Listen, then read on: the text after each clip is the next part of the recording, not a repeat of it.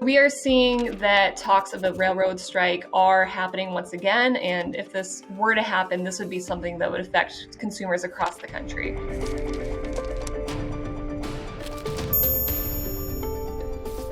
There's not a strike yet, but there is a potential for a strike. So there are a total of 12 railroad unions that are working together. They represent about 115,000 employees, and they are in various stages of negotiations right now, pushing for better working conditions. All these unions are in various negotiating stages, and if these two sides between the unions and the railroads don't come to an agreement, the unions are saying that workers are ready to strike. This is all happening after more than 3 years of failed contract negotiations among unions and the railroads. So the unions are pushing for a pay increase and better working conditions, and say workers have been unable to take time off for medical visits and family emergencies without fear of punishment. So that's one of the things that they're really pushing with these negotiations.